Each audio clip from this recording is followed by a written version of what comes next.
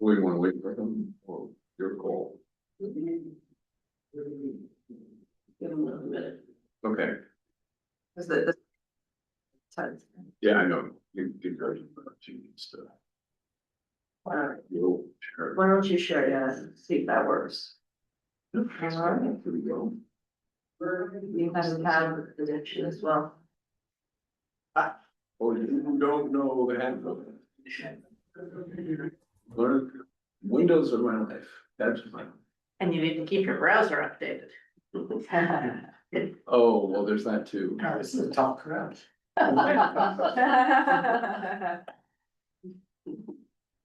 Probably running, yes.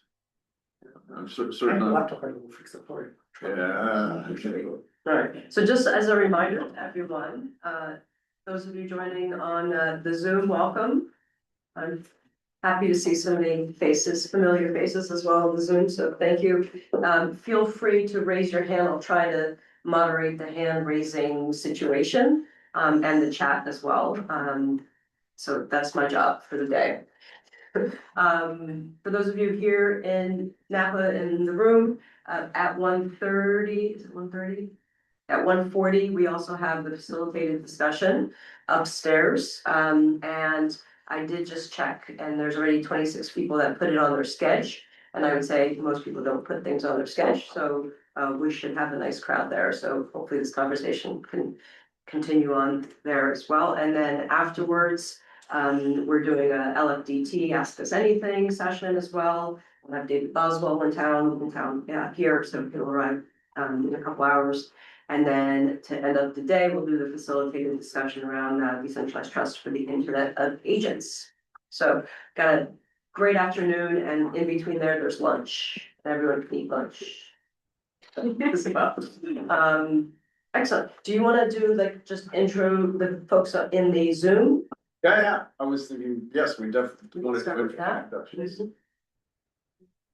you want to call them out? It's usually easier if you. Right, that are not here. Let's see. Arca. Hey, yeah, I'm Arka. I'm a research scientist working primarily in cryptography. I've been helping with the proofs of personhood paper and developing the cryptography around it. Daryl.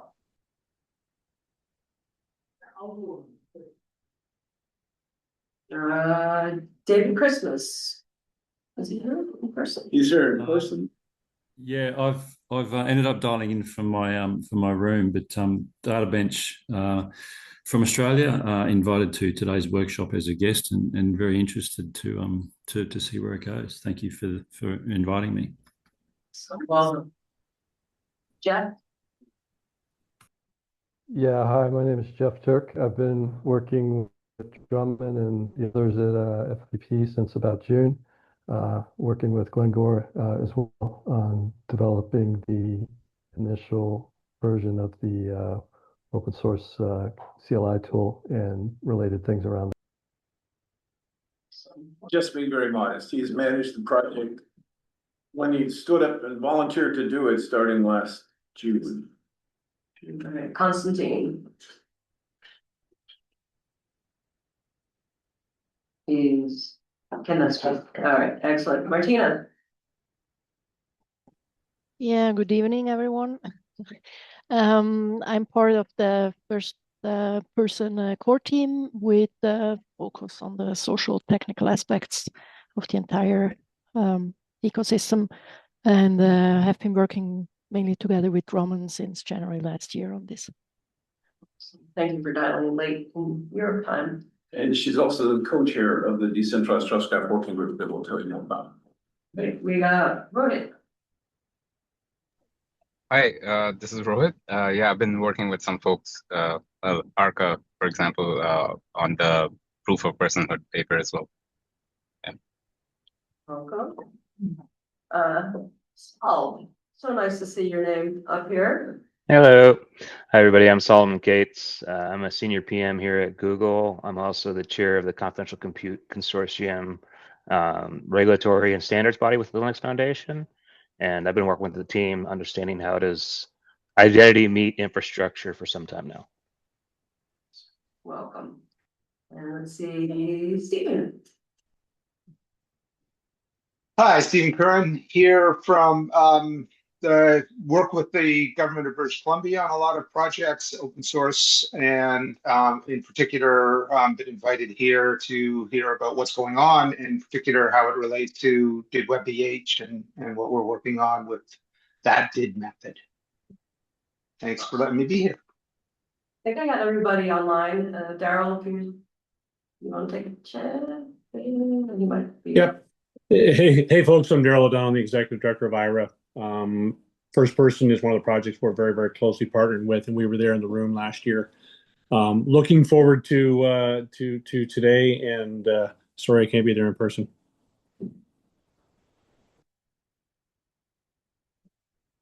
We do it here in the room? Right. I'm Miguel. I'm Executive Director of LF Decentralized Trust and General Manager for Decentralized Technologies at CLF. Yeah, very excited about the workshop today and the rest of the afternoon. Cool. And so Drummond Reed, I've been involved with the LF for a long time. I tutor under Mike Dolan in terms of how to start projects here. And one of those was a Trust Over IP Foundation, which and Wenjing's another one of the original steering committee members we started almost 6 years ago. And a lot of what we're going to tell you about here sort of originated out of work that we've been doing for Trust Over IP, where with Wenjing I co-chair the Trust Spanning Protocol Task Force, which stuff. Over to Wenjing. Yeah, we're Jim Chu. I've been working with Linux Foundation for decades, long before any of this. But it's always very enjoyable here. And my work most relevant to here is being one of the authors on the Trust Spanning Protocol, and I chair the AI and Human Trust Working Group, where we are working on how the future agents would be able to have identity and take responsibility. So align the values with us, and that's the goal of that working group. My name is Shwa Khan. I'm a Linux kernel fellow at the Linux Foundation. I'm a maintainer of Linux kernel. So I'm here to learn about what's happening. I'm Martina Botany. I'm working with Drummond since April on the First Person project, mostly in strategy and operations. Hey everyone, my name is Alberto Leon. I'm a senior software engineer at the Applied Social Media Lab at Harvard University. Been working in the open source space for quite some time. Some stuff with the Open Wallet Foundation, Linux Foundation, and we're helping kind of build the verifiable relationship credentials, implement the actual engineering and standards of what we're talking today. Hi everyone, Brendan Miller, Principal Engineer with the Applied Social Media Lab at Harvard. We've been collaborating with Drummond and the Decentralized Trust Working Group community on the credentials and protocol specifications, and then building proof of concept applications in the space. Brett Zundell, I'm a scientist at Unico. I'm also the chair of the Verifiable Credentials Working Group at 3C. At the Linux Foundation, I was involved with Hyperledger back in the day, maintained a couple of projects there, and happy to be there. I'm Mike Dolan. I work on the Linux Foundation's lead work and project information activities that we do, right? New efforts in place like Trust for. Fraser Harmon, Linux kernel developer for kernel.org for the working on this with the ARM web front. Wendy Seltzer, advising with the First Person cooperative primarily on governance and strategy issues. I'm Carol Dunn. I'm with the First Person Project, focusing on product development and strategy. So how do we actually create human experiences from all these amazing things that we build and develop together? Hi, Navita Sonola with Identity Digital, and we're very new members of the Linux Foundation. Have a strong interest in building out durable and governable identity. It sounds like there's a lot of work here happening here on that. So I'm just happy to learn and maybe get involved. Awesome. I'm Hart. I also work for the Linux Foundation. I work on a lot of projects related to cryptography and applied cryptography. Adam Lata from Affinity CTO. We're building out trust infrastructure with a big focus on identity and agents at this point. That could change. Glenn Gore, CEO for Affinity, part-time CEO, part-time crappy developer, part-time outsourced developer for Drummond. You're gonna hear a lot from Glenn here. Okay, I don't know if anyone was joined online, if there's anyone else, but otherwise we'll just. Okay, let's dive in, thanks. Yeah, looks great. All right, so as we have up here on the agenda, we have three goals today. We want to make sure we're all on the same page about this whole concept of decentralized trust graph and a verifiable trust community as an evolutionary step for what is currently the web of trust. Let's see, has been maintaining for how long have you had your web of trust in place? The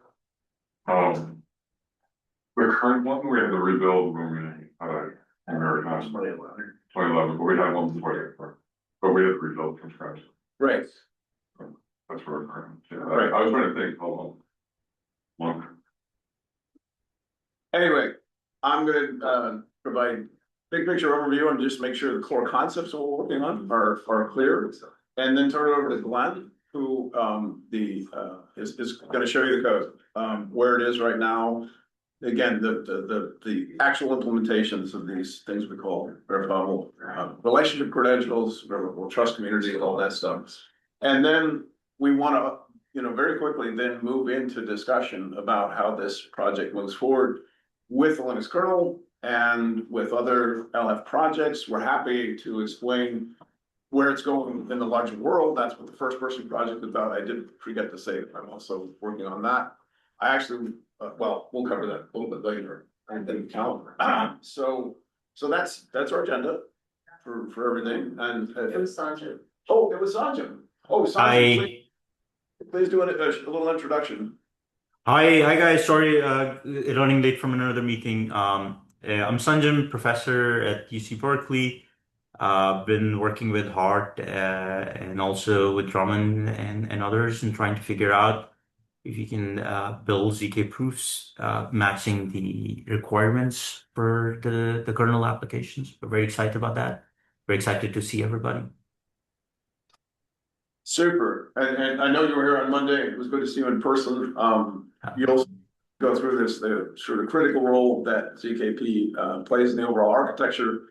And again, thank you to Hart for making that introduction, bringing the Berkeley team on board with everything we're doing. All right, since I'm already sharing with this, I just have to get this and I will go to slideshow mode. Okay, again, I'm just going to try and make sure we're all on the same page in terms of the big picture of what it is we're trying to do here. As you can see, we've got a lot of folks collaborating on this.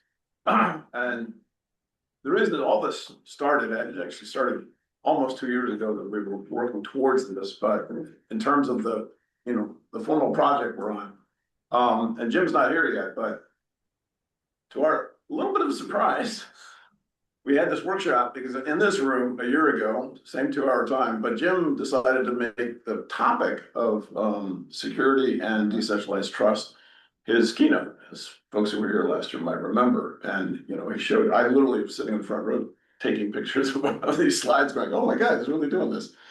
And he introduced the first person project saying, hey, within the Linux Foundation, we've been developing something that could address this problem.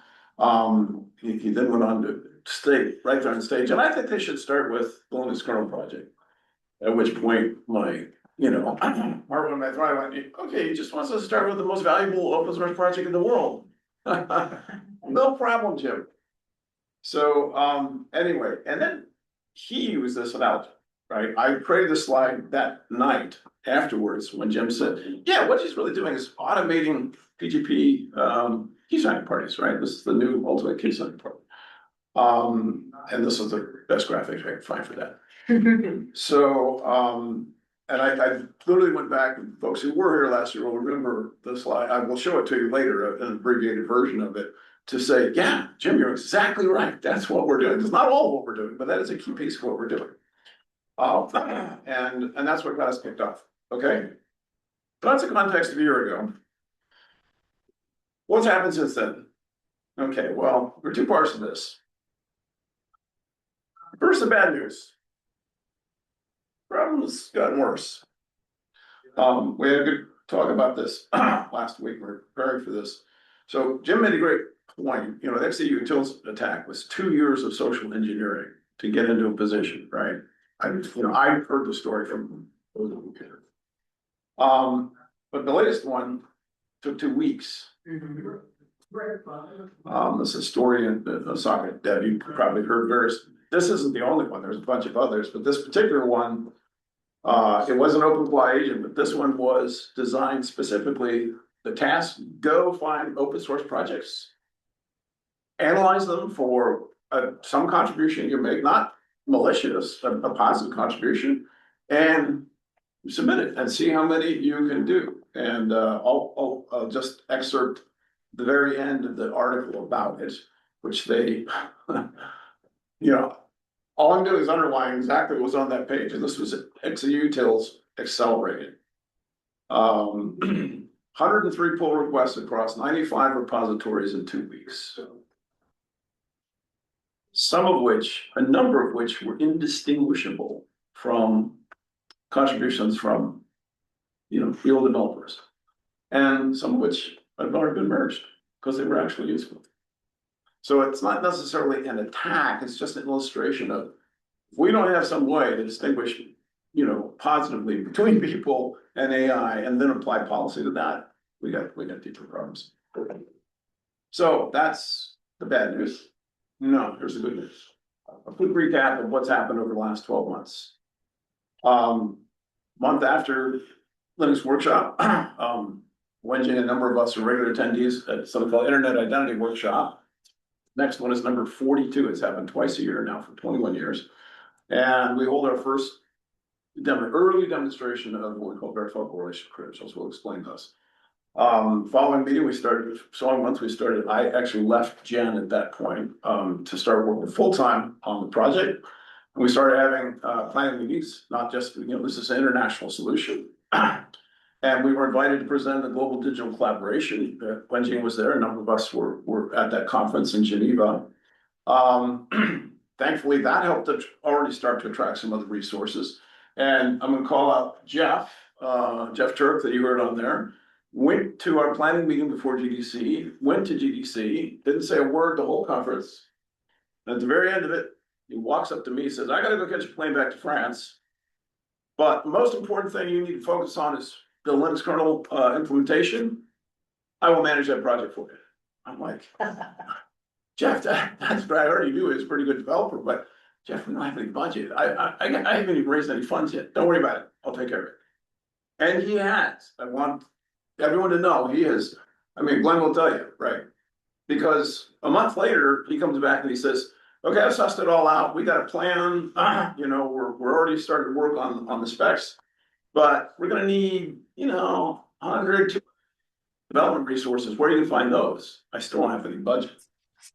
August, this fine gentleman, Glenn, who I only talked to once ever before, still have a house when he was in Seattle, from when he was a chief architect at AWS. And he's heard about the whole thing. And he shows up and says, the most important thing you need to focus on is the Linux kernel project. And I said, great, we got a guy who's managing it. But we need some development resources. I don't have any budget or anything. And on the spot, he says, Affinity will provide it. Straight up. What we didn't know is that the actual coding would be Glenn. Okay, so we also knew that this thing needs to be open, not just open as an open source, but open standards. We knew we had been laying the groundwork at projects like TrustORP. We're a JDF project. We need a set of those standards specifically around what we call the decentralized trust graph, which we'll explain. Start the decentralized trust graph working group. I've been surprised. It has been the best attended working group I've ever been involved in. We've also been moving faster than any in my 33 years of working on this stuff, than any project. Largely because we've been following Glenn's and others, but particularly Glenn's dictum, code then specs. Right? Make sure, I mean, obviously we think it through, but make sure it works. Find out the questions you got to solve, and so that's why we've been through. Next step, we'll explain more. The first person project is actually an umbrella term. It's not actually a project here at Linux Foundation. Umbrella term for everything we're doing together. But to make it real, we finally did create a legal entity called the First Person Cooperative. That's another story we don't have to go into really much in this meeting, but the governance, what we call the first person network, needs a governing body that it can be broadly representative of the interests of people everywhere. And that's why we said it would be a cooperative. By December, 3 months into it, we've gone through 3 iterations of the schemas that we needed in the first set. And I want to acknowledge these 2 guys down here because they did a bunch of the work to each time. And of course, we're using AI tools, but don't tell anybody. Anyway, they did great work on that. And as fast as those were being developed, Glenn and Jeff and team were implementing. Okay, so we had real fast feedback on that, which meant that by January, we actually had code running what Glenn's going to be showing you, but also the hardware team over there. If you want to actually see how this thing works on your phone, they will do it for you here and right after this meeting, right? And on Monday, we had a conference called H2H Summit on Human Agency with an app that did first-person connections and messaging in real time. I probably have, I think, almost 30 connections on that app now. So it's getting real. And lastly, as we were developing, it was all open source, but we hadn't turned it yet into a formal project here at Linux Foundation. And now we can announce that that's happened. It's been contributed to LF Labs, and I guess when all the code is now over into It's when the LFDT lab. LFDT Labs. It's over an hour ago, yes. Just a chat. Excellent. Okay. Glenn, maybe you can put it in the Oh, yeah. So things got a lot more real in the last year. And we started having calls with Greg and Constantine after we got the charge last year. They've been, I want to thank both of them. They've been extremely helpful. We try not to bother them too much, but Constantine did all the work with them. Constantine, you have been very helpful too. Yeah, any point at anything you want to make any points about what we've done, always just thank you. His audio's not working. Oh, okay, problem. Okay, so anyway, that's sort of the background level playing field. So last thing I'm going to do is just explain and make sure if you are new to this idea of the decentralized trust graph and how we're actually doing this, I'll quickly explain this. When we sat down to dinner last night, I thought probably be helpful for you to have to see this. But I'm going to say a pretty high level, and then Glenn's going to dive right down into the code. So everything starts with 3 basic building blocks, which we realized when we started talking with Greg and Constantine are new to this whole area, right? It's funny. I mean, Wenjing's the first person at Trust and Review said AI. That's what we need to focus on, like 4 years ago, and he was so right. But we knew that these are the basic building blocks on which we started the whole Trust over IP effort, right? So keys are not new, okay, but they are the fundamental basis of everything we're doing, right? You could look at all this and say this is just one giant key management system, decentralized key management system, okay? The 2 new things, and I'm looking now at Brent because he was directly involved in the 2 W3C working groups that turned these into standards. DIDs, decentralized identifiers.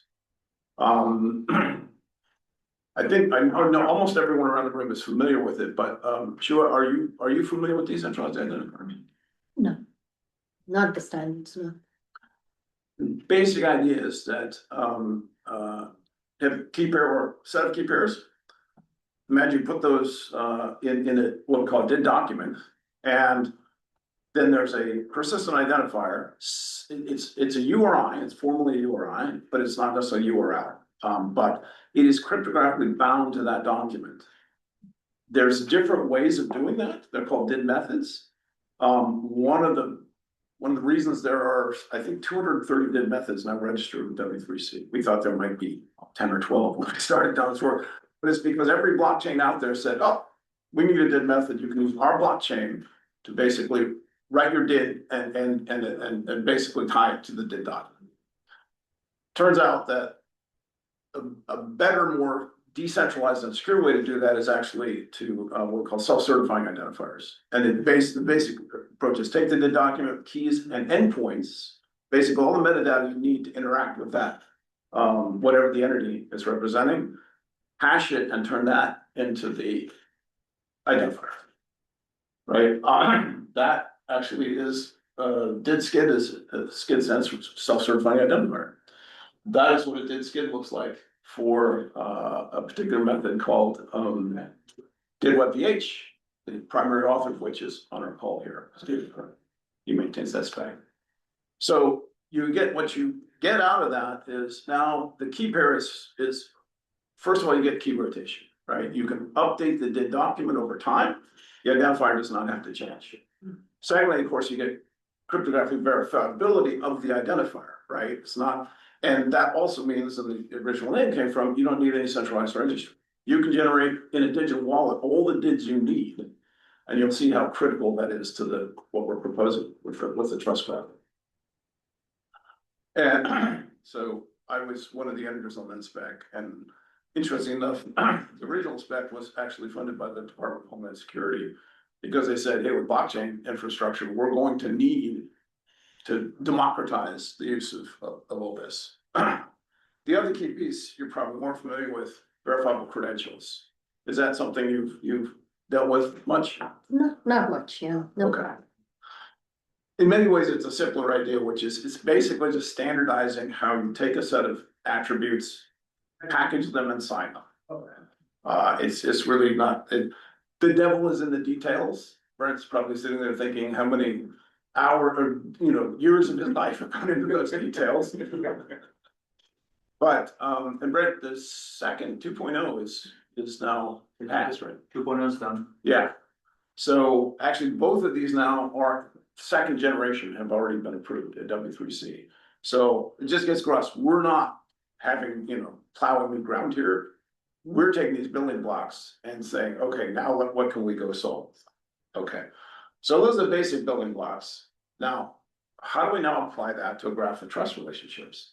And when I thought, okay, what am I going to show? Oh, I know for this audience, let's use the Wikipedia picture of a web address, right?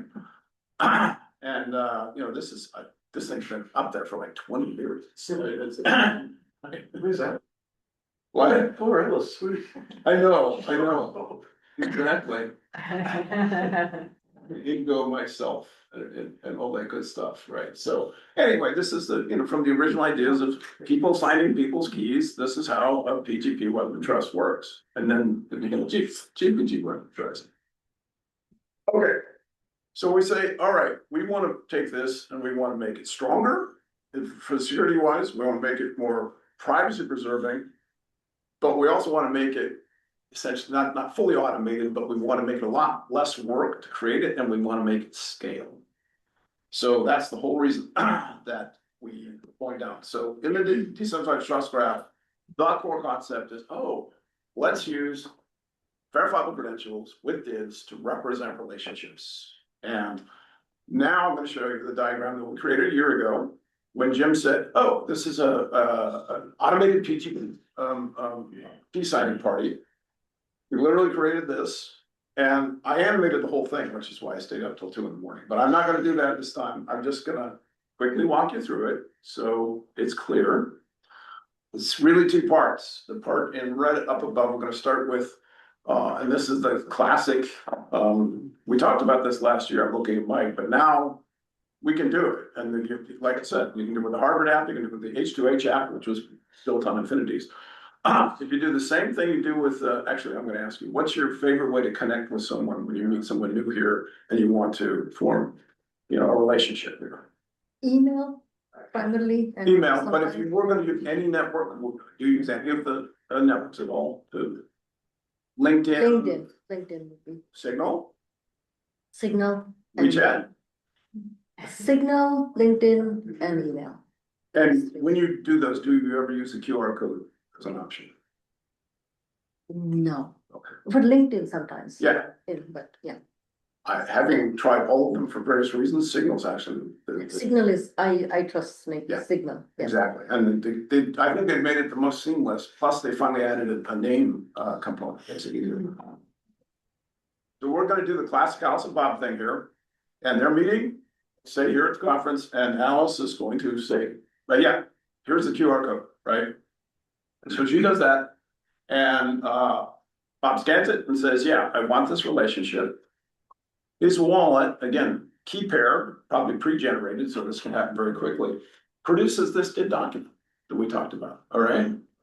And sends it over to Alice. I call these agent wallets because the wallet is actually where you're gonna do the crypto and the storage, but the communications is we refer to as an agent, not necessarily an AI agent, just a role agent, okay?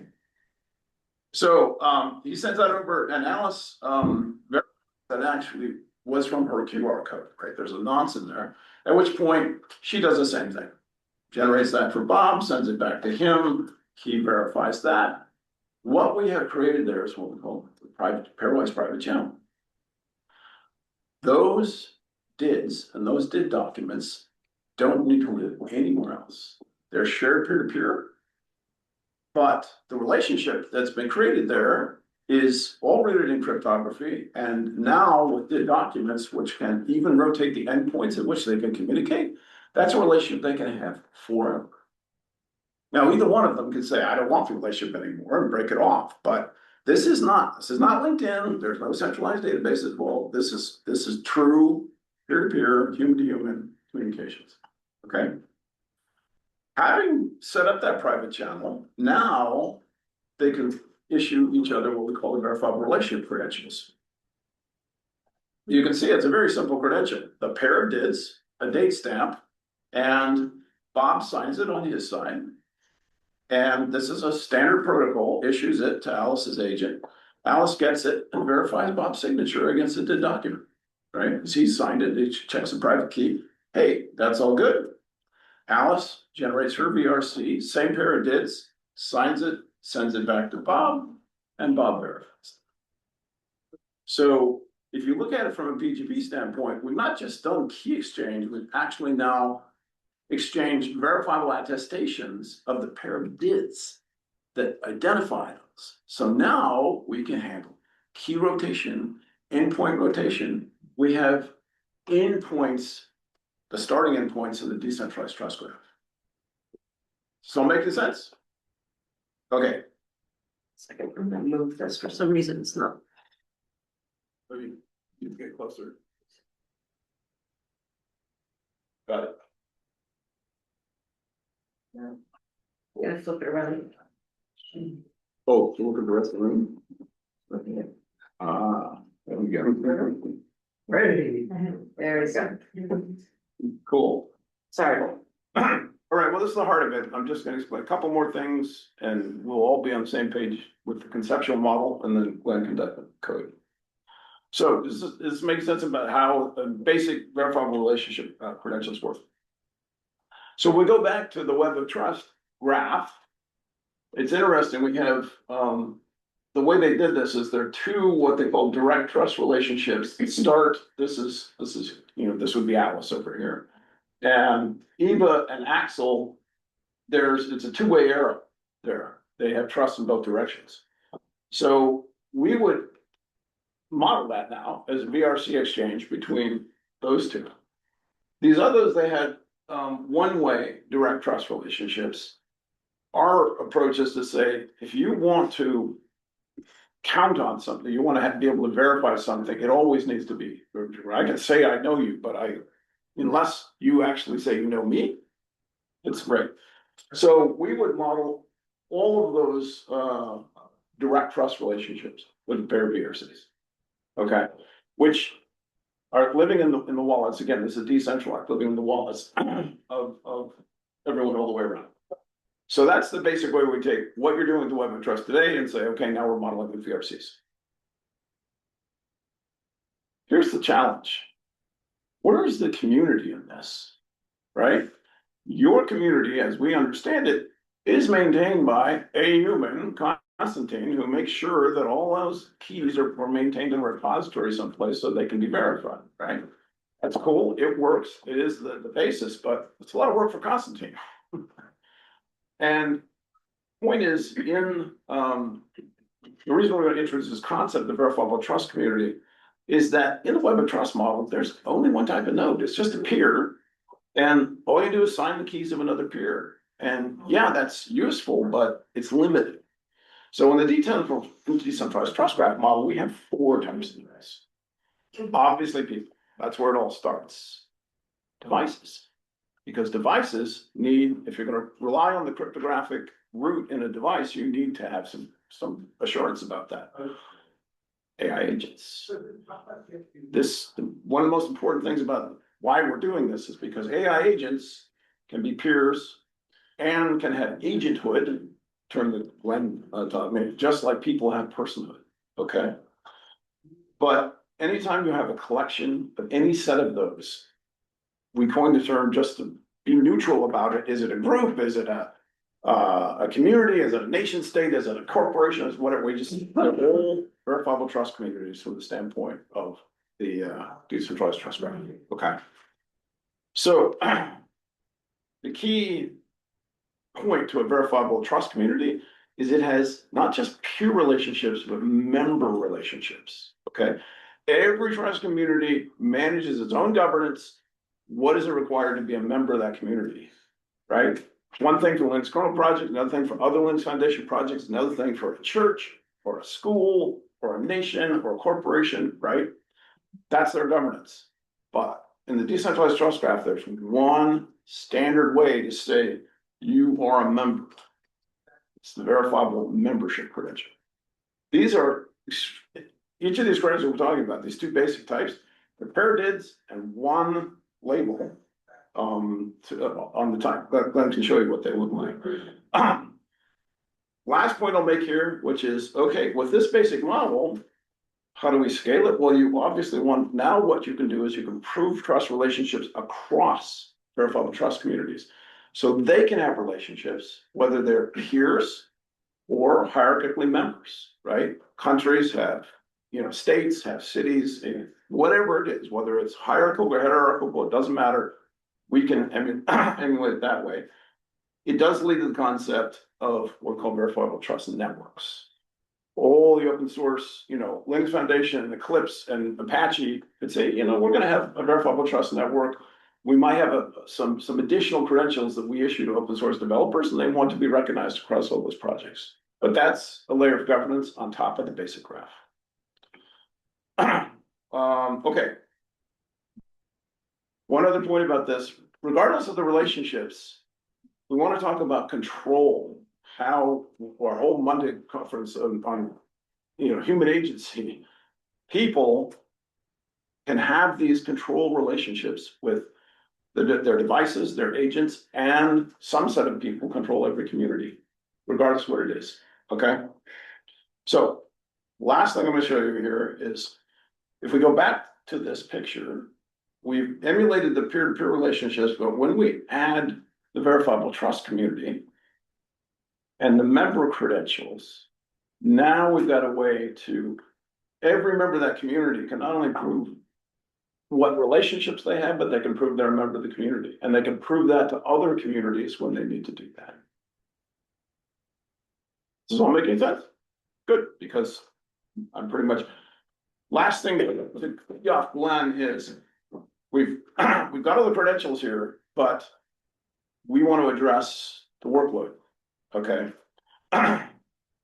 We call that, every node in the DTG is represented, whereas web trust is a manual process with everything we're talking about here, every node has a verifiable trust agent. Not necessarily an AI agent, could be an AI agent, right? But it's just an agent. And they all communicate standard set of trust task protocols. The Decentralized Trust Graph Working Group, we're standardizing this handful of credentials and these handful of protocols, so it'll work interoperably every place. And that means. Are you accepting interruptions or no? Almost done. So give me 1 second. So if you just go back to this and say, how does this all get done? And how does this evolve dynamically? Put a VTA on every node, and most importantly, a VTA on the community. So all the members of the community, as they come, they go, this is what Glenn is going to show you. And with that, I'm done. And I'm going to turn it over to Glenn to show you. But questions? So, and then my knowledge is probably antiquated here, but the old VC thing that I understood, there was an authority, a verifiable credential issuer. Is there, like, say, the entity, the Linux Foundation is the issuer for attestations that you're a member of that org. Here it's only decentralized. That means anyone could onboard someone into the trust network of Linux, or is it, or I'm misunderstanding something? So we look at this picture. Ingo and Eva can create a relationship anytime, any place. They're just peers. Okay. Right. But if they want to join this community, yes, that's the community that will issue the verifiable membership credential. Okay, so they have to go through the agent to the. Well, they're really going through, what the beautiful thing about this is the VTA for that community can manage and literally execute and enforce the policies of that community. Okay. That's one thing we've been talking with Greg and Constantine about, and all the way back to last year, what are the policies of the kernel community, which probably gonna be different than some of the other projects here, right? And, yeah. So regardless of what the community is, we are having literally dozens of conversations with different communities, right? A church versus a family versus, a company. They're all different, but the beauty is there's one architecture for how we can manage trust relationships and issue those membership credentials. Does that make sense? Yes, it does. Thank you. Cool. I'm literally done. I just wanted to help make sure we're all on the same page to, before Glenn starts showing you the code. Are there any other questions we can answer before we do that? Questions from this? Oh, and also, yeah. Any comments or questions from the Zoom?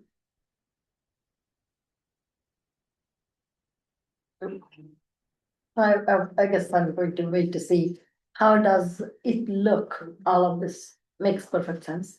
How does it look like in my workflow? That would be something that I need to understand. So glad that, Greg and everyone invited you, because you're our new test subject. You just have to do 55 things every time. I will say one thing, Glenn's about to show you what it looks like for a developer using, most of CLI or TUI. And maintainer and then committer. Absolutely. For the great unwashed, we want to make this as easy and intuitive to start a relationship, just like we talked about Signal, or now communicate or make it an introduction, or start a community as easy as, any browser or email client, right? That's our goal. We got a lot of work in front of us, but if we get a solid foundation, we have a lot of partners that are like, okay, we can build on this. So anyway, I'm done. Are there any other questions? Okay. Then over to Glenn. All right. I'll back to follow. Let's share my screen. So just to maybe give you a real world example of how everything that Drummond shared was actually used on Monday at the precursor event that was held here by the H2H human to human human agency. They have a event app called H2H Connect. It's in the app stores on Android and Apple, and it allowed people to connect, share information, and also do matchmaking via AI services in an experience that looks like a WhatsApp, really easy. At no point did anyone at that event understand what a DID was, a VC, or so everything Drummond just said, they had no idea what it was. So I just want to share some stats with you because we ran that experiment on Monday. So there are roughly 200 attendees, and those 200 attendees, 651 connections were made. 187 offers were offered by the AI agent saying, hey, you've got something in common, make a connection, of which 135 matches were made. Now, we don't know who they were. We don't know why they matched. It's the privacy aspect. We just know that they occurred. 148 verifiable relationship credentials were exchanged between the participants. 30,000 DIDCOM messages were sent amongst everybody as they all happened in the background, with over 251 connections to various AI agents during the day, which for an event, yes, that's a very AI in tuned community, but in terms of, one of our North Stars is trying to make this as accessible as possible by people. And we got tons of UX feedback, not get me wrong, but I think those numbers are pretty spectacular for using this type of architecture in a way that people didn't understand. When they downloaded that app, they were actually downloading a self-contained personal network manager. They were part of a verifiable trust community, which was the H2H event. And they were establishing these connections and then the VRCs all in the background without realizing it, and generating R cards, verifiable R cards with each other that they could then download and use after the event. The idea being, from the H2H side, they would use that in other events to say, did you really go to a previous event, for example? Does that give you priority? Does it give you discounts, et cetera, as you go through these things? So I just wanted to start with, this is not all vaporware. It is getting out there and used as we go through. And it all worked. Thank God. We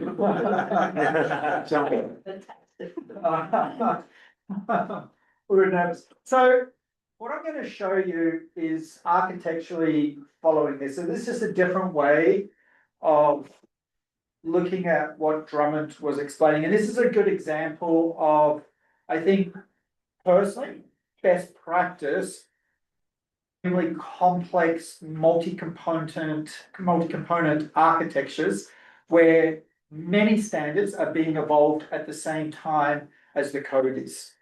If you were to try to get the standards and specs for every single component, you'd be here for years.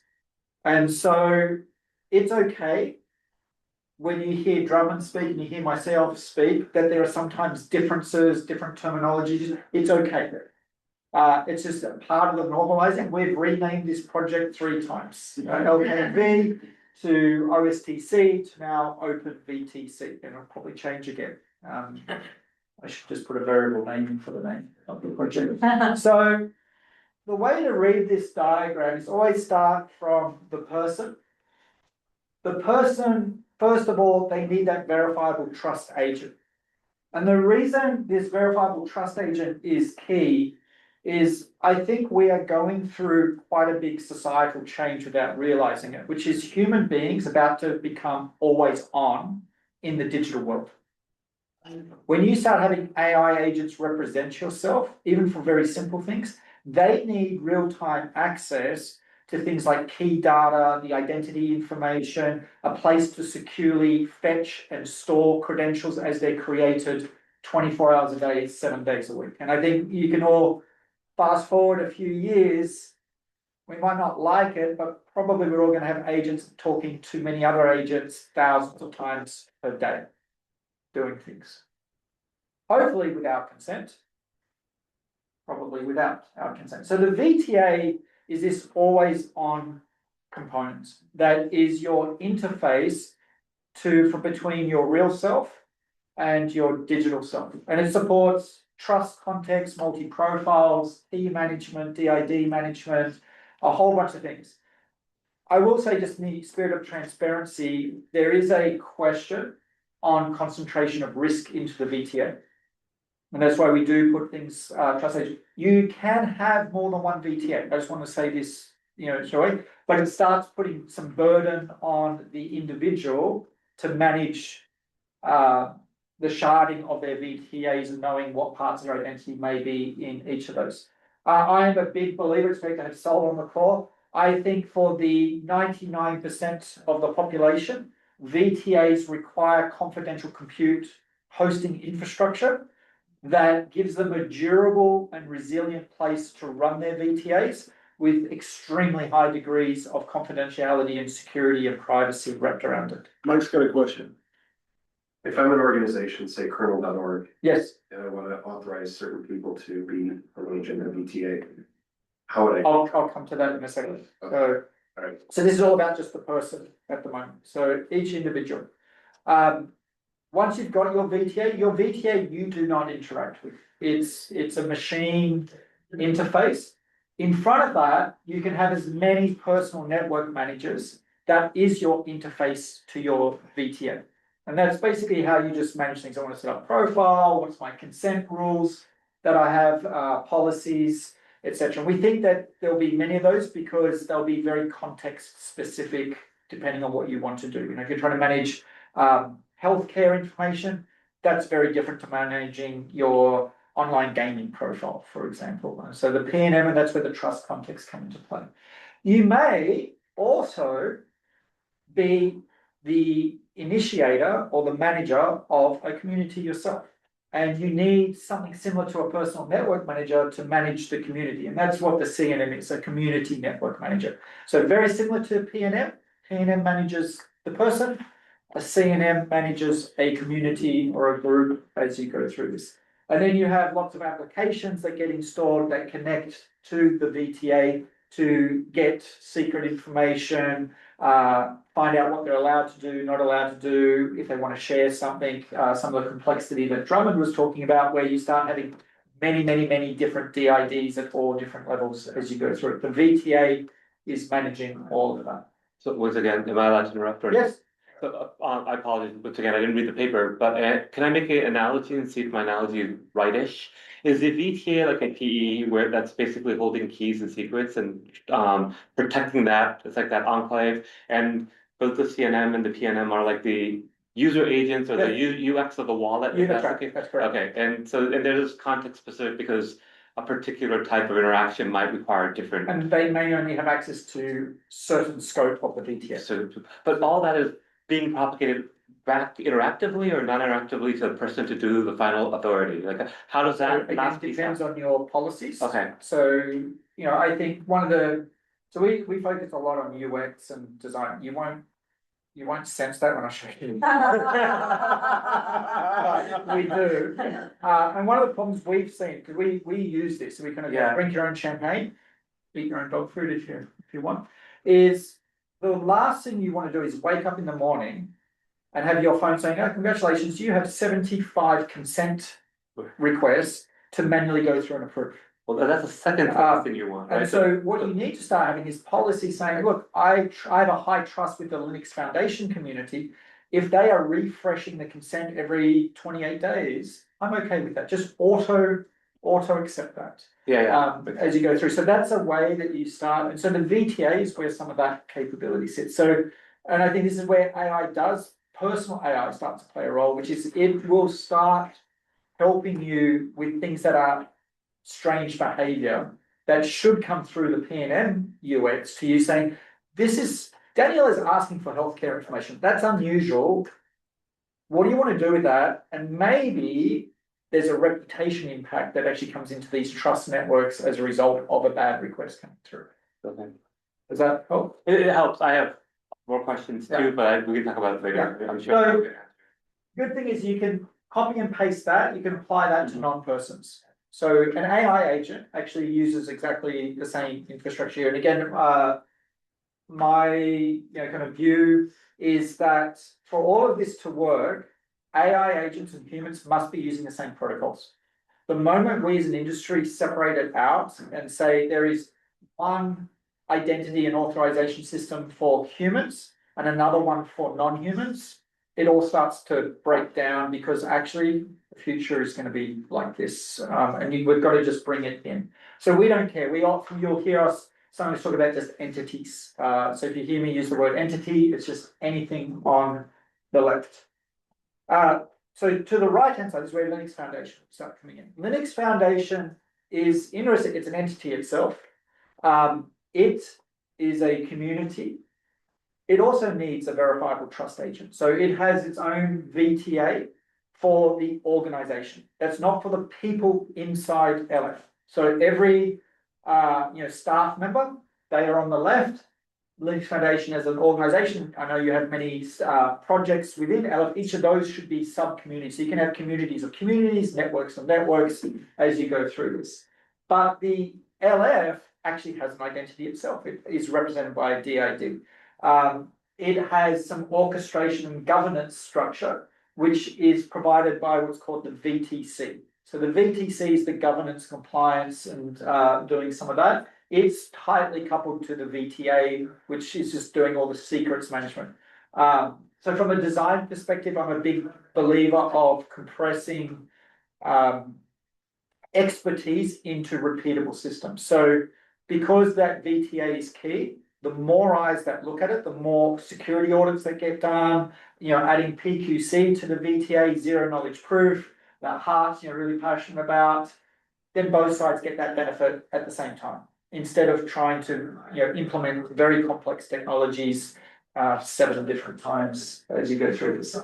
The community also has a trust registry. So the trust registry is a search and discovery and a validation service that allows it to publish statements or claims that you can look up and verify.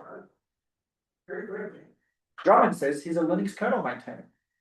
Well, I'm going to ask the Linux kernel team, their trust registry, is Drummond really a kernel maintainer? It's going to come back saying, I don't know who that is. So therefore, he's not a kernel maintainer as you go through this. You can then start linking the trust registries together so that you can, US is a good example. You don't have one driver's license issue. You have 50 of them. But if I'm in Singapore where I live, I don't know who the 50 are. So I need to go to one registry and say, hey, for America, what are all the authorized issuers of driver's licenses in the US? It's going to say, here are 50 other trust registries you need to go talk to. And this goes through. Now, you can imagine how that works, things like global healthcare, for example, other aspects. This whole networking concept. So that's the third-party registrars, and your other organizations like IRA, for example, which I know Daryl's in the core. That's really what IRA focuses on, is this network of networks and sponsoring technologies like the Trust Registry Query Protocol that allows that to happen as an open standard. In the middle is kind of common infrastructure. Yes? Before we go off that, so kernel.org maintains a list of maintainers. Who or how in that purple cloud does the trust registry get updated to say that Drummond is now a maintainer? Yeah, so you would have a policy that would say you'd have some form of vetting or approval policy. Once that is met, so you might say Drummond has to get 3 endorsement credentials from 3 other kernel maintainers. I'm just making this up on the spot. Once he collects those 3 endorsements, he could then send a message to the VTC saying, I meet the criteria. The VTC would say, yes, you match the policy. I am now going to do that orchestration, add you to the LF, the kernel.org trust registry. I'm also going to issue you back a verifiable membership credential to kernel.org saying you can now use this as a way without showing your endorsement credentials. Everybody has to meet the policy steps. Yeah. Well, so there's a concept of there's an initiator who sets it up, then there's initial trust anchors. So there is a way to bootstrap that process where there's a one-off. What if Greg just wants to make Wendy a maintainer right now? We trust Greg enough to say. If your policy allows Greg to do that, then Greg can do it. It's the thing about the power of the VTA for the community is it is a policy enforcement point. And whatever policy you put behind it, we've got a policy engine there, as simple or as complex as it is, it's your policies. And again, if we trust the code and we have good solid auditable code on those, whatever it is, But this is all in the trust registry, I don't think the BTA. So sorry, no, so all the governance policies sit at the VTC. So you would have policy documents, so open policy, agents, OPA. And you would have all these rules, so you could say for default, for a kernel maintainer, you've got to get 3.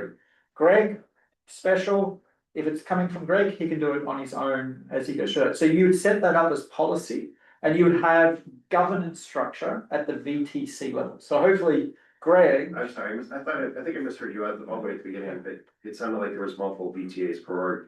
It sounds like there's actually one VTA. For the community. For the community. Each of the people in the community has their own personal VTA. Okay, so I think I misheard you earlier. Sorry, That's why I keep asking these questions. Okay, no, yeah, sorry. Does that make sense? then? Yeah. Sorry. To clarify, the policies are completely flexible. Like at this point, we haven't taken an opinion on like what you should be doing. The only caveat is the policies need to be locally verifiable if you want privacy.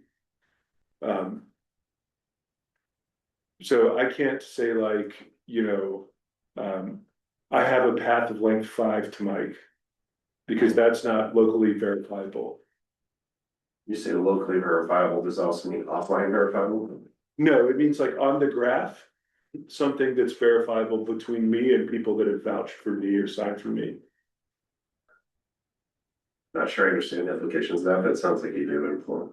It's most of these things you probably don't want to do anyway. Like non-local things, there aren't many useful things, but I just want, like, someone's going to say, well, can you verify anything? And like, no, we can't prove like graph diameter without breaking privacy. When Mark uses that term local, think within the community. Yeah. A lot of things are a lot easier within the community.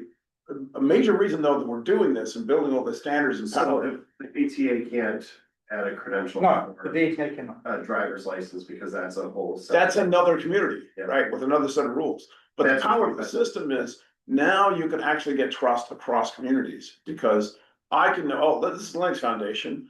I don't know all their rules, but I trust them for X, right? They know their developers. Great. Now over at the Apache Foundation, a developer can come in with credentials that actually provide reputation. Yeah. So there's strong separation of duty between the aspects and components.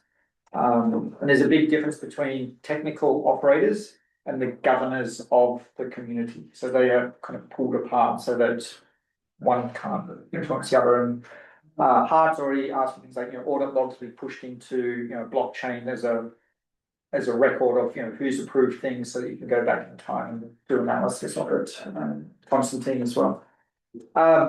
Okay, in the middle is just shared infrastructure. For simplicity, I've just shown it as a simple thing, but you need somewhere to expose the DIDs. That could be public blockchains, it could be bid hosting services, it can be your own GitHub accounts that doesn't matter. As long as you can fetch a HTTPS connection from it, you're pretty good to go as you go through this. And then there's a asynchronous messaging bus that works in a kind of peer-to-peer decentralized way that just handles the routing of connectivity and messages securely. We right now use DIDCOM just because it's been around for a little bit, but we're very interested in the trust spanning protocol TSP, which is also in LFDT, and we've architected that they're kind of plug and play. So this kind of supports 3 transports is what we think. If you want to be insecure, use REST. It forces, kind of you to publish where your gateways are and drives a bit of centralization. If you don't want to do that, use an async messaging service, which will be DIDCOM or TSP as we go through that. And they are running trust tasks, which are defined protocols over the top of the messaging layer as you go through. But one thing to point out, both DIDCOM and TSP, it's end-to-end between the DIDs, all the messaging, everything. So it's just like, VPN everywhere. Yeah. It also allows, when I do the demo, some of it is running here on my laptop on the hotel Wi-Fi. Some of it is running in the cloud. And I don't care where it is, because that's actually what the messaging layer is, just punching holes through like a real-time VPN aspect, because it's the the mediated relay, the servers in the middle that do this. You don't have to have one there. I just want to make this really clear, but for simplicity, we just show one. You can have extremely complex internet scale routing architectures to hide where you actually are. You can have routing between mediators. If you want to know more, talk to Wenshi. More about it. But that's a whole other talk on its own. And then you have trust registries that may want to recognize you for whatever. So Linux Foundation is almost like a meta organization, and then every single project within Linux Foundation is a community, and even some of those will have little communities within them as they go through this. So you're a third party to yourself. Does that make sense to everyone? Happy to. All right, good. What have we got here? Just to give you some prerequisites, if you want to, the code is in LFDT Labs. So if you want to fire it up, feel free. Just the prerequisites you need, and apologies, this is the worst version of this you'll see. It's highly variable as we kind of build on it real time, but it's all built in Rust. So just going for kind of safe language from the get-go. Rust for UX sucks. Oh my god, don't get me started. You need some form of it's getting better, but slow. Secret storage, you need somewhere to store the secrets. If you're running your laptop, just use any of the secure storage options that are there. If you're running it in some form of virtual private server in the cloud, we support AWS, GCP, Azure. If you want more, it's a abstracted interface. Just do a pull request and add it as you go through this. What GitHub area is this under? It's under the LFDT Labs. So I put it in the chat.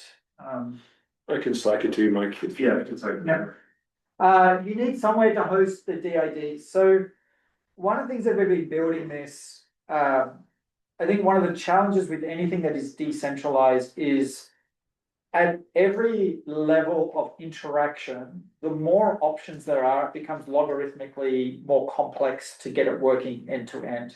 And so what we have done is been extremely opinionated and restricted the set of standards and technologies that are in what we call, kind of sprint zero. We just want to focus on getting it functionally working so we can understand how it works, how it performs, any kind of, red flag issues as it comes in. Beyond that kind of P0, that's when we expand it as we go through this. So we only support DID WebVH as the DID on public DIDs. It's simple enough to use. So Stephen, thank you. It's a great method. It also gives you a verifiable history, which allows us to do really important things like key rotation of the DID. So what happens, even we will have a policy in the VTA. The VTA is likely to roll your keys on your behalf without you knowing it, probably every 28 days or something like that, and you'll never even know it's doing that. It just does it by magic as you go through it. The classic example of what your policy controls that. Yeah. Right. What do you need for you personally, for the community, in a certain trust context? It can all be policy driven. Yeah. One thing to be careful with DIDs is there is a lot of architecture around, caching them, having watches, having them, did skid, actually it makes this a little easier. But if your DID can't be resolved, everything kind of stops working for you until you get it resolving again, because I can't see your key information, you can't pick up things, you can't authenticate or authorize anymore until your DID becomes resolvable again. So it's something you have to be very careful about. It needs to be very durable and available as you go through this. We recommend for testing, you can put it on GitHub, works well, or you can use a WebVH hosting service. There's a few out there that do this. And then you need a DIDCOM messaging media. There's some public ones we can share with you, so you don't have to worry about standing them up. But really, as long as it supports DIDCOM version 2 something, it will work, and away you go with it. So that's really the prerequisites for now as you go through it. Let's have a look at how it works. So, can you make it slightly larger? I can.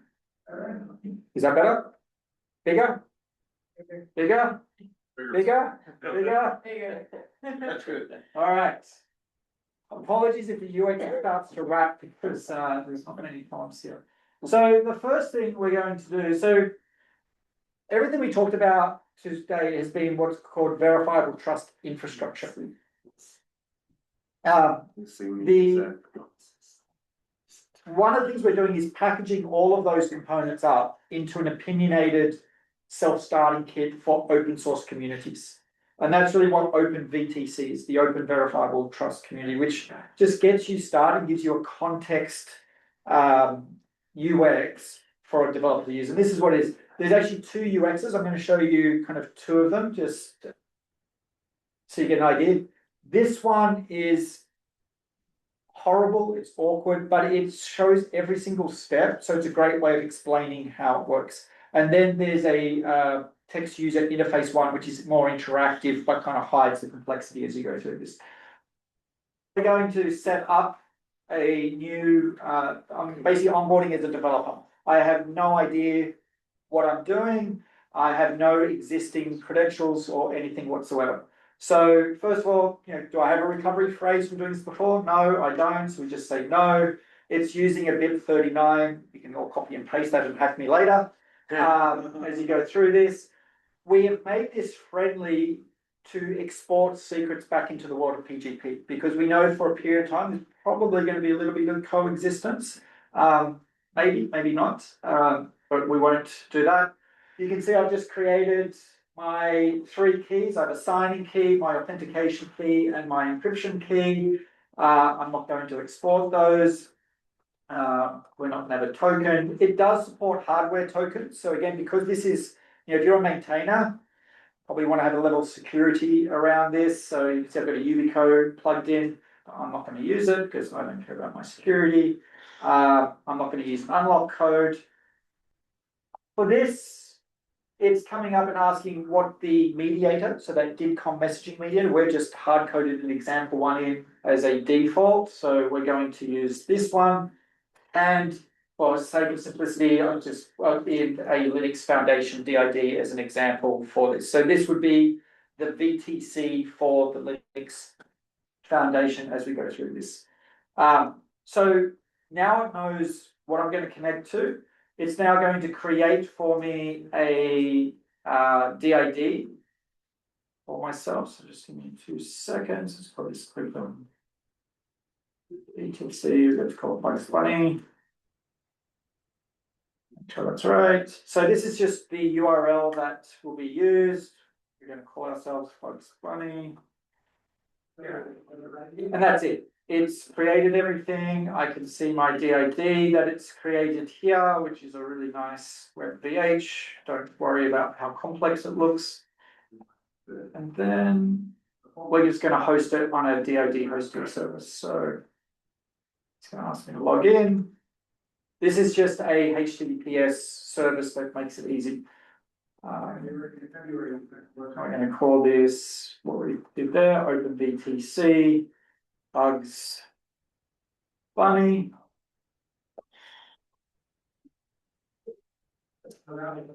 There is a way now that we have it systematically doing this by the VTA, but for simplicity, we're doing this here. And if I go to the universal DID resolver, let's see if this works. There's my DID document. So now I'm public. I have an identity.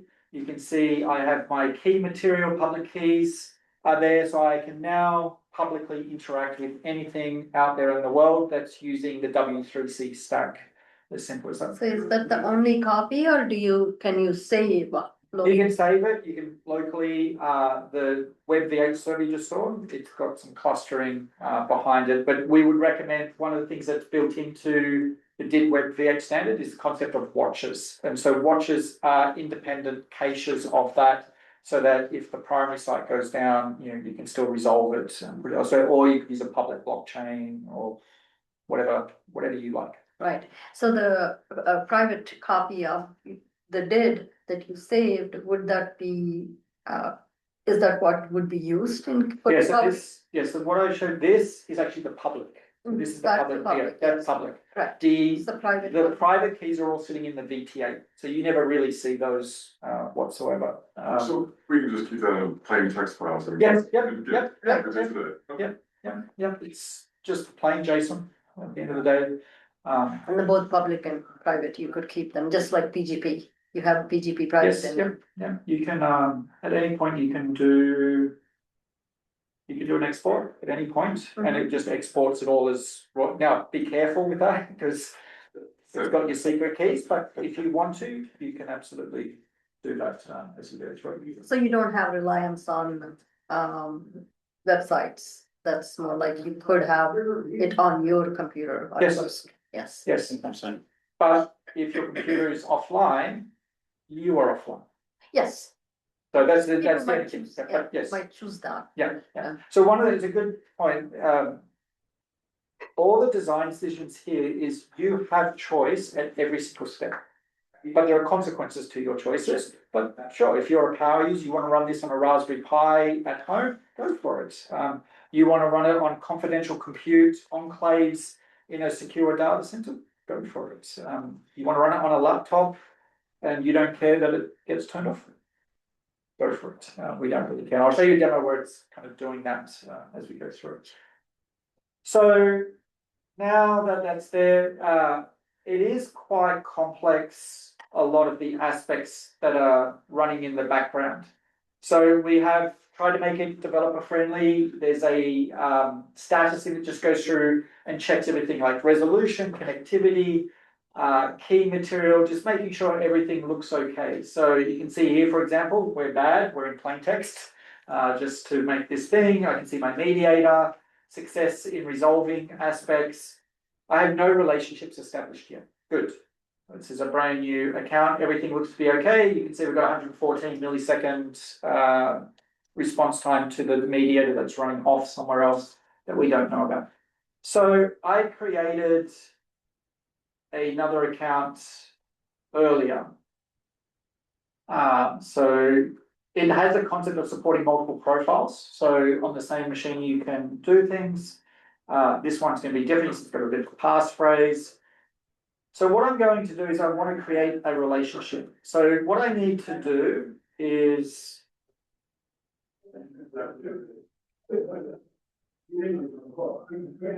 to request a relationship. And so what I need is I need the DID of who I want to connect with. So I'm going to go over here. This is the other one. So I'm just going to copy and paste the DID, which is Bugs Bunny. This is Glenn. So we're going to do this. We're going to give it an alias of Bugs Bunny. And we will give it a reason of what's up, Doc. As he does that, I'm going to explain. I didn't say anything about personas, but part of the privacy aspect of this whole thing is the relationships you set up are just peer-to-peer, but to the extent you want to share a persona, you control that. It's a separate DID.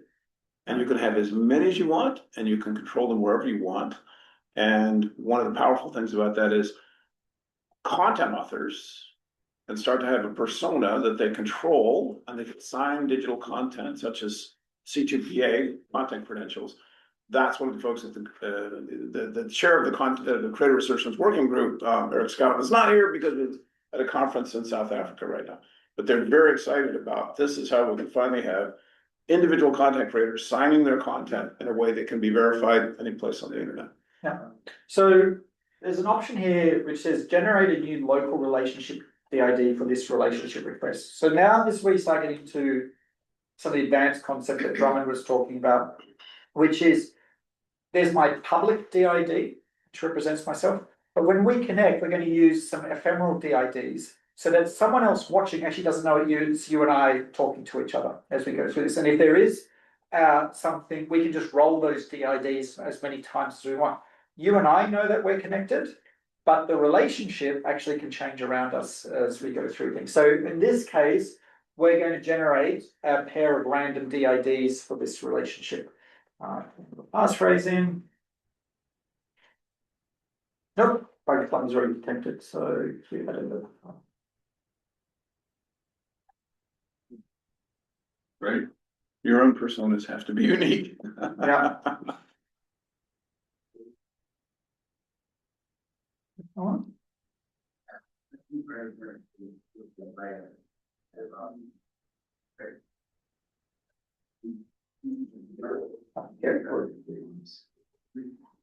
While he's doing this Drummond, it seems to me like eventually this becomes a nightmare for the user to manage 1,000 EIDs for themselves. I'll show you what it looks like with the VTA.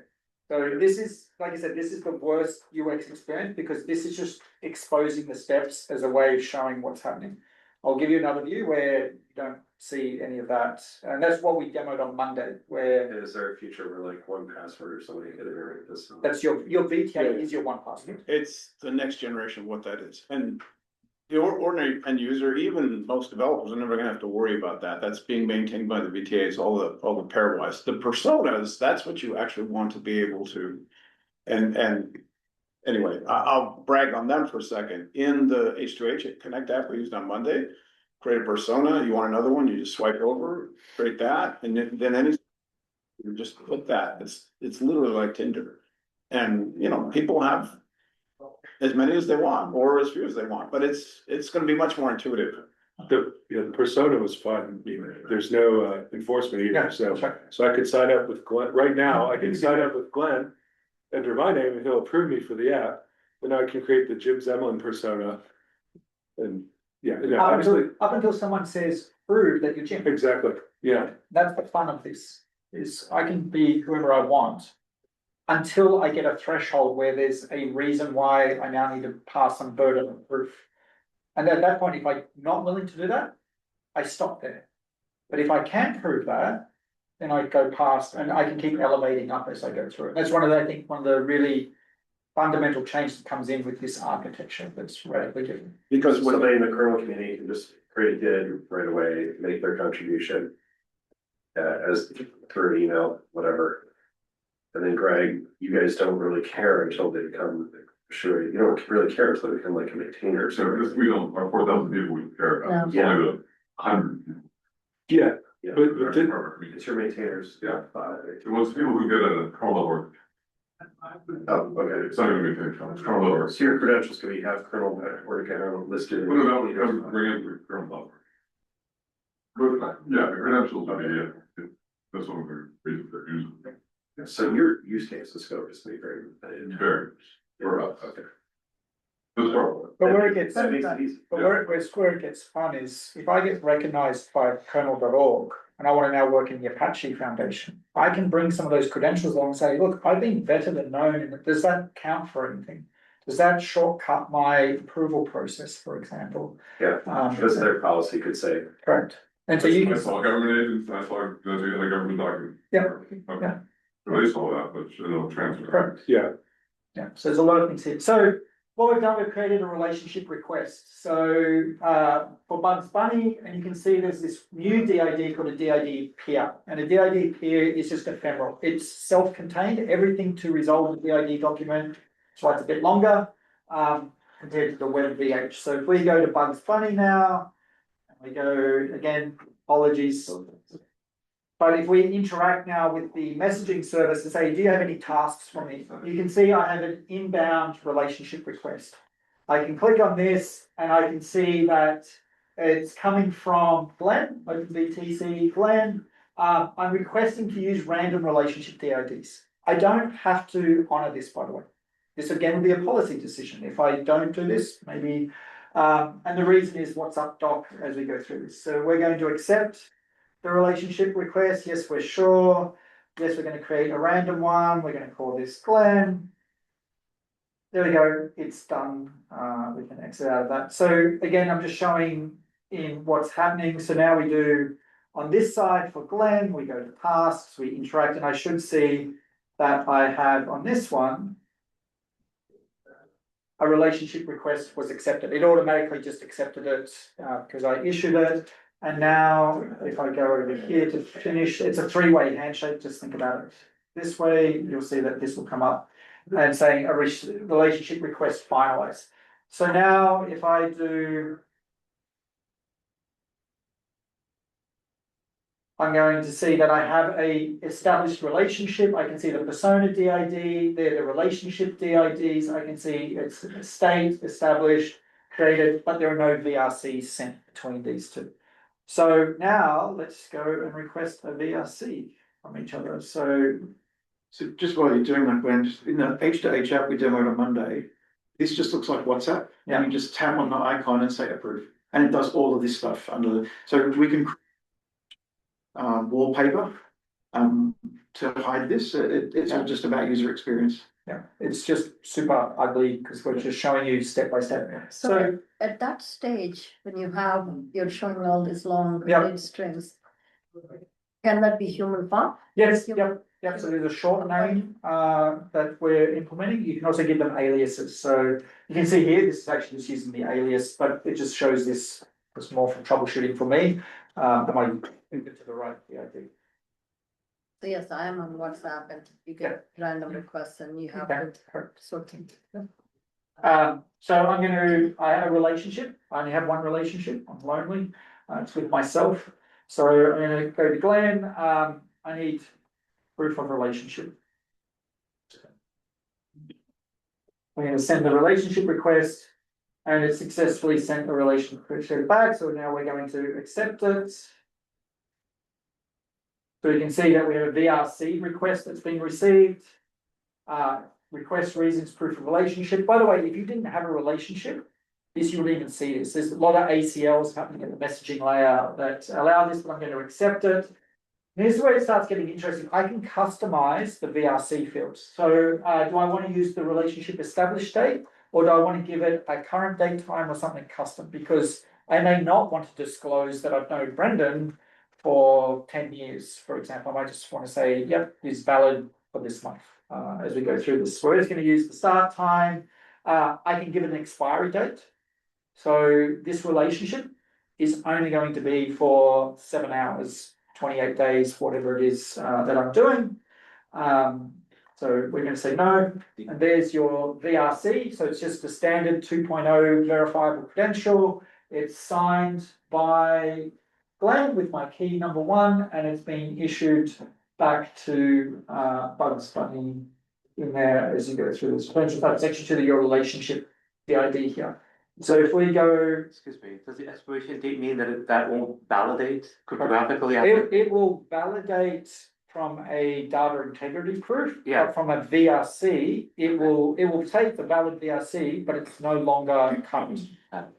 It's important because the whole point is this needs to be dynamic. Relationships change over time. It's not just a security standpoint. Is this place? Now, you get a policy that says, yeah, if I'm interacting, for instance, I've been messaging with this person, then your VTA could just reissue in both directions. But that's how we start to get the real dynamism of the real world and involved. Yeah.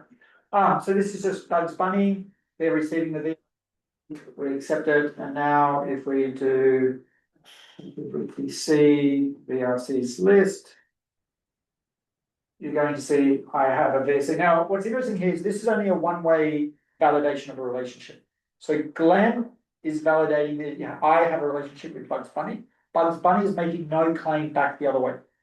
So this is really important because sometimes there are important use cases where you want unilateral versus bidirectional validation. Now, if you did need bidirectional, Bugs Bunny, I would ask Bugs Bunny for a VRC back the other way, and then those two together would show that there is a match back and forth as you go through this. So super powerful. You may have noticed, yes, the UX is clunky because it's showing the step, but it's highly performant. It's super fast, and you don't really need, once you start getting used to it a bit, you don't worry about all the complex crypto stuff. It gets hidden behind friendly names. So what would be an example of one-way arrow, like? What, sorry? What would be an example of a one-way? Yeah. Could be that I've donated to a political group. Okay. And I want proof of that, but I don't want them ever to have proof that I donated to them. Anonymous. You could stay anonymous. Well, I want to be, I want to prove it to you, but I never want the organization to be able to prove that Glenn donated to them.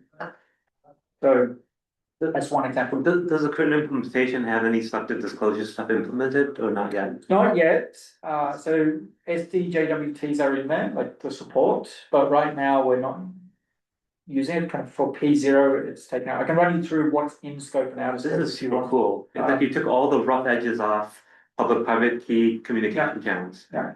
So last thing I'll show is, this is a, fingers crossed this works, has only got this working this morning, but this is the personal network manager talking to my personal VTA.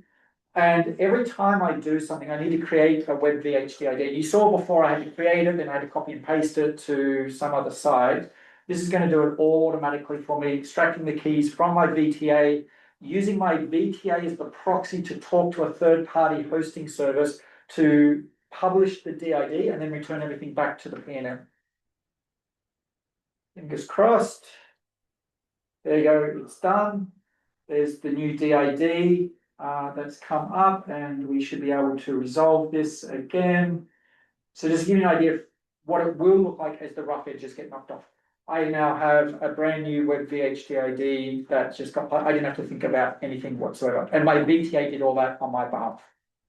Just for your benefit, show us, this resolver is maintained by the Decentralized Identity Foundation, which is another Linux Foundation project. They have a working group there that maintains what they call the universal resolve. So all the different DID methods, not 100%, but it's pretty like 90% coverage. And you can go there and test and resolve any DID that's publicly resolvable.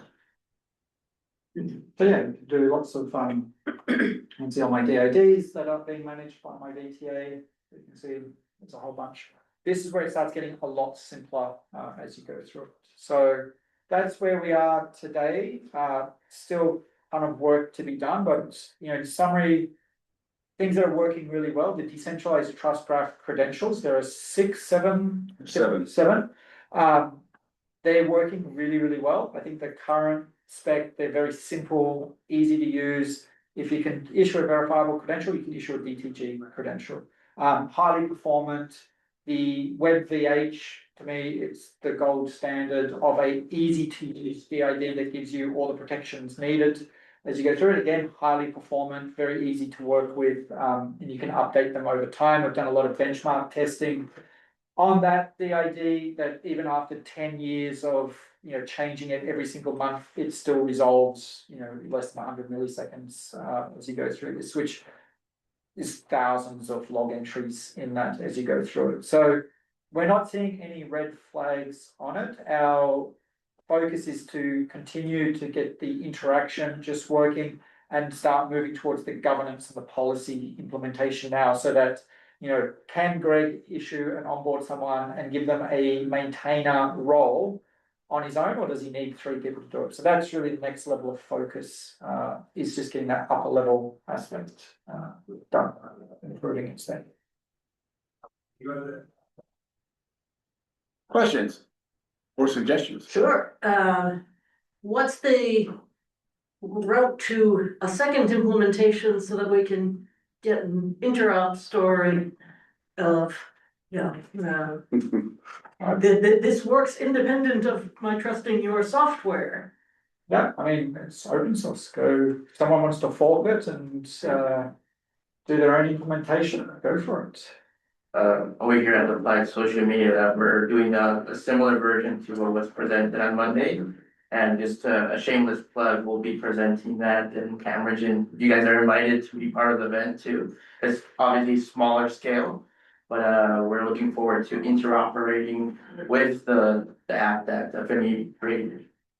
Yeah. That's a good story. Excellent. Yeah, but yeah, encourage everybody, spin up your own PNMs and customize it to what you want and brand it as your own and go forth.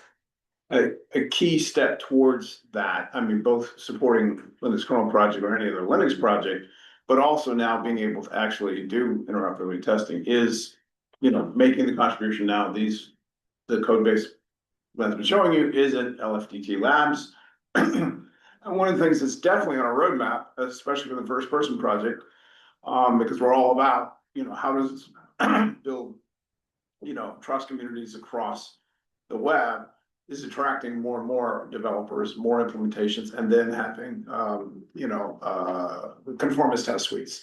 So that, we can say, these products we know work, and are, go ahead.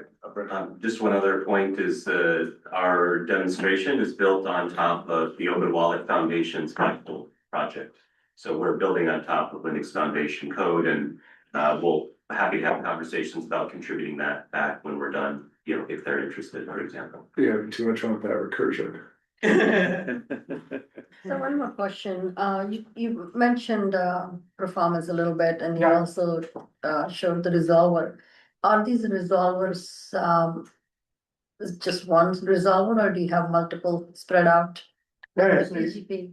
so it's you resolve locally. So the website I was showing is just what's called the universal resolver we use as an industry. It's run by DIF. It's just easy to use, but actually on your system, you've got your own local resolver that's in the code and doing that. And then if you want to, you can use a remote resolver as a form there. So a lot of choice. So would, currently, if you want to verify your PGP of somebody, you would go to a PGP, or look it up. So is that how it did resolving works verification, if you want to? No, that's the trust registry. So did resolving is completely independent to everything else. When you come along and you say, I am Alice known by this DID, I resolve that DID, and I go, okay, yep, you're looking at this, but then you've made a claim. You're saying you're a Linux maintainer. What I then do is I go, well, who's the trust registry for the kernel.org? I'm going to go now and take your DID and ask the trust registry, this DID is making a claim that they're a maintainer, and the trust registry is going to come back with one of three options. Either yes, no, or I don't know. And then I make a decision what I do with that on my side, depending on the policies that I have as to whether I reject that. Because I don't know is actually an interesting use case, which is you're not yes and you're not no. It could just be that you're in process, and I might Would it be a slightly different variation? Would it be the you go to the trust registry, which comes back to you say, well, you should check a credential that's issued by this group. And so you know which group it is now, the kernel group. Now this person can actually just give you the credential, and you know this is the right group. The registrar only need to now tell you which group it is, and then give you a credential. So that way, the registry doesn't have to have all of the authoritative answers, but that the group has.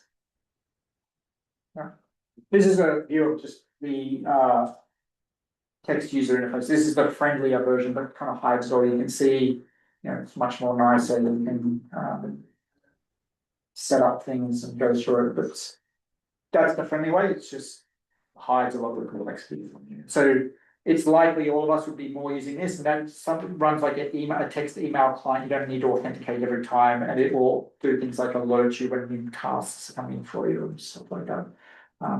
But yeah, in interest of time, I can show that to you later if you want to see in more detail.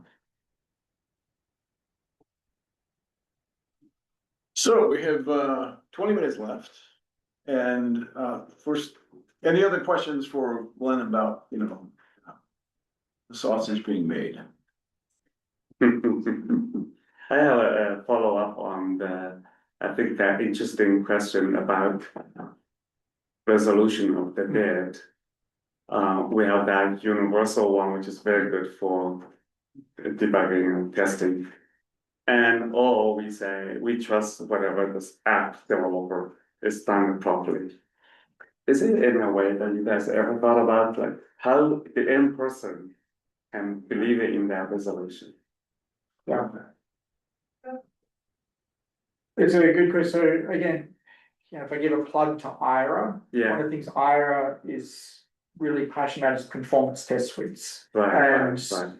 Creating very robust, test harnesses that you would go through and then get, formal certification. I think all of us need to probably lean into that and do that for all the different parts of the technology stack. So that Right, and it right. goes to Wendy's question, the interop part is going to need that. Yeah, would a Linux Foundation, a version of universal resolution or multiple copy of them, would that also help? I think so. I mean, I like the fact you can resolve locally, you can Right. resolve at the community level, or you can resolve at user like the global level. Right. And the beauty is the resolution. I mean, if you're using self-certifying DIDs, that's why we're using WebVH.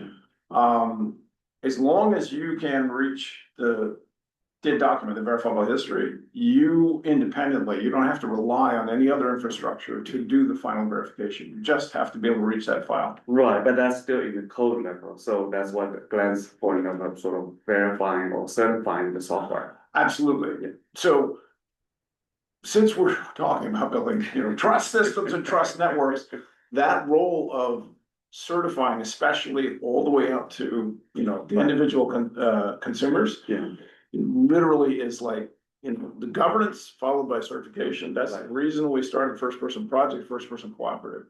The idea of a digital cooperative that can do that for individuals, Carol came up with and we're actually going to issue you a membership credential. If you join the cooperative as an individual. And how many folks in this room are members of AAA here in the US? And why are we members of AAA? Well, there are two reasons, discounts and I get in trouble. That's the service. Why isn't there a AAA for ordinary consumers on the internet? Right? Yeah. That's literally why we said, we need a new kind of solution for that. Why don't we create a digital cooperative that's designed to scale and just be sustainable? And anyway, there's our super short plug for, and what is the first person network? It is a verifiable trust network. Right. And the number one thing that we need to be able to certify communities for is to issue what's called a personal credential, which is as simple as that community is trusted to say you are a real person and you are unique in that community. That's all they do. Yeah. I forgot to mention that. That's one thing that's missing in my slides was the fact that a membership credential in a personhood community is a personhood credential. So this is separate from, I think, this layered on top of that technology. But how do you solve civil problem in the first person network? This is what Drummond was just talking about.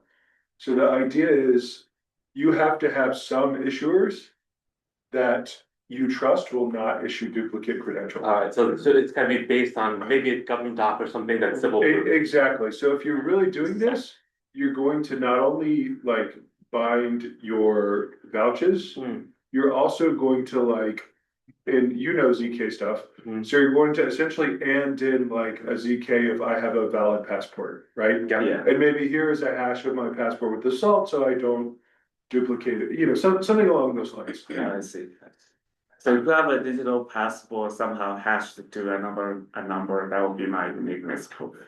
Well, you need to prove it's a valid passport, so it's gonna be a little more complicated than that. It's tougher, right? Because there's multiple things I can use to prove my personhood that are singleton issued. My birth certificate, my passport, so I could be multiple. And the beauty is, so the paper, the thing that really got us going, and I think gave a lot of credibility for folks like Jim to decide last year is August of 2024 paper called Personal Credentials. That you can, any search engine, it's so widely referenced, just put in personal credentials or get the paper. And it's like 64 pages and it really goes in depth. This is what we need to actually have an infrastructure of what they say very explicitly in there. This is the overall design that's needed, right? You need these issuers and you need ZKP to make sure it's privacy preserving. By the way, we don't know how to build it. So please, somebody go build this. Well, we said, you know what? Over at Trust IP, we've been working on this stuff. Let's do it. What's that? The owl was making me crazy. Thank you for. That's it. So in that spirit, we have 15 minutes left. one of the things we love to do is just talk about, okay, this is where we are right now. Our last call we had with Greg and Constantine, we talked about sort of a path to get this to the point where the kernel project would actually say, okay, this is something we should start using, which was sort of a 6-month journey, starting with getting the code, contributed here at LFTT, which we labs. Love to get feedback or thoughts, not only about that, but also about what are the next steps in terms of proceeding with the project as a solution for other Linux Foundation projects. For LFX? LFX, is there any LFX folks? No. Karen didn't come. I asked him to come to the session, to the 140 session as well. Oh, okay, okay. Yeah, we would like long-term for LFX to be a credential issuer, right? Yeah. And it would, play a role in the system. Our dream world is kind of that we get GitHub hooks. And so we could do like an automatic verification through GitHub. Yeah. Where you could set a policy as a project, and set up all sort of the, identity information. And then just GitHub would just automatically do it for you, or block people who weren't qualified or stuff like that. Yeah. But then this leads to a rabbit hole of like, well, GitHub's not decentralized. You really need a decentralized GitHub. I think Glenn and I went down this rabbit hole yesterday.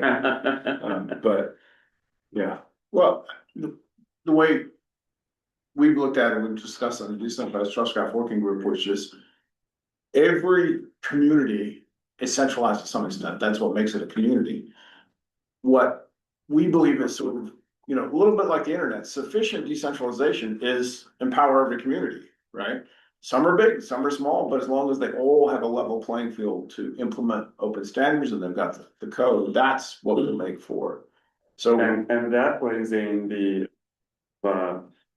when I go look at GitHub issues, I always look for a few of them. So GitHub, GitLab, they have in China called Git, and while they run almost the same, but quite different, right? Yeah. And so how do we make them work? I think that's fascinating. That's where I think the VTA has a role. So things like being able to sign Git, come from VTA, and just abstract that away. So it doesn't matter. And one of my pitch for TSP is it's a design to, we always assume the endpoints are very different. Yes. And I think that eventually will become useful. And another key concept, both with, I'm going to show my prejudice here. It's a little clearer conceptually to describe what TSP, which is TSP is as thin as possible. It is the thin waist or the hourglass protocol of the Trust RP stack, which is modeled after the TCP/IP stack, right? Get that interoperable layer 2 protocol, and then build other protocols on top of that all use TSP, just like all the other protocols use IP, right? We call those trust hash protocols. And the key to interoperability of those different communities is the VTAs all communicate and do the standard tasks of issuing that credential, verifying that credential. That behind the scene complexity need to use a interoperability. Exactly. It's a standard set of trust tasks. So our first task at the Decentralized Trust Graph Working Group was the credentials, right? Boy, we got through that fast, and we're pretty happy with it. Next is, okay, what are the trust hash protocols? And as fast, what I love about it is they're literally implementing them, and then we're working to, okay, now write it down. Well, how do we make sure this will run over GitCom or TSP? Great. Then and then right there, you've got your interoperability test suite starting up. Okay, prove you the credentials work, prove your trust hash protocols work, start the interop testing, away we go. So where does GitHub fit in? What's you mentioned GitHub. Well, I think in a dream world, we would be able to have some kind of GitHub integration. For you all, it doesn't matter as much because you don't use GitHub anyway. So when I'm looking at this, I'm thinking more of the model where you will need, it is decentralized. And you have to have an authority that says, so if somebody claims to me that they are, I don't know, first person members, right? Yes. Say, how do I trust them? So I need to go to first person cooperative entity to verify the trust. Exactly. So, right? So is this one server or is it two servers? Or what happens? I mean, the PGP key, if I am looking up somebody says, oh, here is my public key and this is my name, and then I have multiple ways to verify. If one mirror is down, I could go to another PGP server. So you're really using that model in some sense. Yes. So you have to have that kind of fault tolerance built in. So that's one that comes into my mind. Yeah, just So, be brutally transparent. right. That's So how- both for verifying VTAs, as are you a member of this community? Yes. And not Yes, just that's right. that, the other way is, are you a person? Which Who is, are you? which literally, I hope you're listening, Daryl, cue Daryl. Decentralized trust registry infrastructure is how we'll do that. I mean, you still have to decide where are your, who do you trust? Which government do you trust, or which company do you trust, or which open source project do you trust? Linux Foundation is a natural issuer, but that decentralized network of trust registries, which are you communicate just like DNS works everywhere at TrustRP, the first protocol, even before we began working on the trust banning protocol, we said we need a trust registry protocol, or literally it's trust inquiry protocol, TRQP. Daryl is the chair of that, and IRA was formed as a Swiss association to say, we're going to need some governance for this decentralized trust registry network. So you're asking all the right questions, and we're trying to build the infrastructure one step at a time. If you look at the theory paper, so this is not built yet, but there is a system design that it's not too far from what's already present. Yeah. Where basically you can have an arbitrary collection of issuers creating credentials, an arbitrary collection of vouchers based on those credentials, and then you can issue a proof for any statement, any function of those that you want, right? Yeah. So you can, I can say like, I meet some policy because I'm employed by this company, and they've issued me a credential. I have a passport from a non-sanctioned country, and I'm using that as a separate credential. And then, I don't know, whatever else you want. You can all package this together into a single simple proof. So this is kind of the magic of zero knowledge proofs. Yeah. And to Hart's credit, he's the one who brought Sanjam and the Berkeley team to help us work on that. Because again, if you look at that personal credentials paper, it basically says, and the only way we're going to get privacy at scale with this is ZKP. Again, not someone go and do it. And Hart, when we brought him the proposal for first person project, he said, okay, let's go figure out how to do it. So in a super idealized interface, you would say, our policy is this: you need to check, the employment, you need to check your passport, for example, right? And then it will just show up as a green. Yeah. That's And all. you just build a proof and it's just a check. You have a credentials, you click a button that says, issue this proof, and then it goes through and it just checks. Yeah, you just need to decide what policy to apply. Yeah. And you are disclosing that you do meet the policy, but there's no other information learned about you. And to build consumer confidence that you're actually able to prove those things and do it privately. I mean, I think we can all agree here. It's just, that is so contrary to the way the internet works today, where people are just pretty much assuming they're being surveilled everywhere. That's again, one of the reasons we're saying, okay, we need new, we need a coalition of companies and institutions and developers to come together and say, there is a better way to do this. And it does use ZKP, but the consumers, they're not gonna know anything about ZKP, let alone the initials. What they're gonna say is this first person certified, right? Or is it Linux Foundation standing behind it, right? So that's one of the main reasons we're here. With that. I just want to thank everyone for taking 2 hours out of life, especially Glenn. This was fantastic. If you don't believe it's real now, I don't know what else to do for you. I just wanted to put in a plug for if you're thinking through bits of the policy enforcement, what do policies look like? Those are the governance kinds of questions that I'm interested in helping with. Yeah. Right. Think of it this way, Greg and Sheila.